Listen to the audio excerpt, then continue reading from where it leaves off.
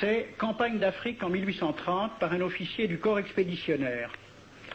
Cette terre, qu'on avait présentée comme sauvage et inhabitée, est couverte de jolies maisons de campagne entourées de jardins. Toutes sont bâties sur des hauteurs dont les mouvements onduleux contrastent tout à fait avec l'aridité des côtes de Provence. La végétation y est superbe, et partout des sources et des courants d'eau fécondent la terre. Les fruits y sont en abondance, un grand nombre d'aqueducs amènent les eaux jusqu'à la capitale. Et le maréchal Bugeaud lui-même. J'ai reconnu que l'Algérie produit beaucoup de grains, une immense quantité de bétail. L'immensité des terrains ensemencés atteste l'existence d'une population beaucoup plus nombreuse qu'on ne le pensait. Le commandant Claude-Antoine Rosé, dans Voyage dans la Régence d'Alger en 1833. Presque tous les hommes savent lire et compter. En France, on compte à l'époque 40% d'analphabètes. Ainsi, les soldats qui débarquent sont en général moins instruits que les sauvages qu'ils viennent civiliser. Le ministre de la guerre de l'époque, qui s'appelait Girard, il faut se résigner à refouler au loin, à exterminer même la population indigène. Le ravage, l'incendie, la ruine de l'agriculture sont peut-être les seuls moyens d'établir solidement notre domination. Savary, duc de Rovigo, apportez des têtes, bouchez les conduites d'eau avec la tête du premier bédouin que vous rencontrerez, au nom bien sûr de la civilisation. Christian, dans l'Afrique française, un détachement de l'armée parti d'Alger surprend la tribu désarmée des Olifias et massacre sur le champ tous les hommes, femmes, enfants, sans distinction. On parlera de 12 000 morts. Les troupeaux raflés aux Olifias seront vendus au consul du Danemark. Quant au reste du butin, il fut exposé au marché de Babazoun.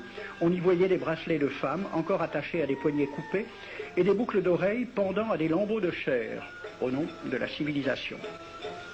Le colonel François de Montagnac. Selon moi, toutes les populations qui n'acceptent pas nos conditions doivent être rasées.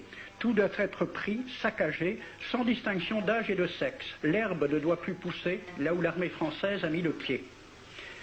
Saint-Arnaud, il était commandant et c'était aussi un mari très attentionné. Il écrit à sa femme: « Chère Louise, je suis bivouaqué par une chaleur de 40 degrés au milieu de 20 villages superbes qui ne se sont jamais bien soumis. Je leur ai donné jusqu'à ce soir pour payer les impôts et les amendes que je leur inflige. S'ils ne s'exécutent pas, j'enverrai 3 colonnes brûler tout. » En juin 1845, la tribu des Ouled Riha, chassée de ses douars par les détachements incendiaires du colonel Pélissier, se réfugie dans des grottes de montagne. Ordre du maréchal Bugeaud. Si ces gredins se retirent dans leurs cavernes, imitez Cavaignac aux Béha, fumez-les à outrance comme des renards. Voici le récit d'un témoin, français bien sûr. Voir au milieu de la nuit, à la faveur de la lune, un corps de troupes françaises occupé à entretenir un feu infernal. Entendre les sourds gémissements des hommes, des femmes, des enfants et des animaux, le craquement des rochers calcinés s'écroulant. Le matin, quand on chercha à dégager l'entrée des cavernes, gisaient des bœufs, des ânes, des moutons. Parmi les animaux, entassés sous eux, on trouvait des hommes, des femmes, des enfants. J'ai vu un homme mort, le genou à terre, la main crispée sur la corne d'un bœuf. Devant lui était une femme tenant son enfant dans ses bras. Cet homme avait été asphyxié au moment où il cherchait à préserver sa famille de la rage de cet animal. On a compté 760 cadavres. Le 8 mai 1845, Saint-Arnaud découvre 500 Algériens qui s'abritent dans une grotte entre Ténès et Mostaganem. Saint-Arnaud ordonne à ses soldats de les emmurer vivants. Il écrit: « Je fais boucher hermétiquement toutes les issues et je fais un vaste cimetière. La terre couvrira à jamais les cadavres de ces fanatiques. » C'est à peu près ce qu'ont dit les Allemands en massacrant le village d'Oradour-sur-Glane. Montagnac, toujours lui, le colonel.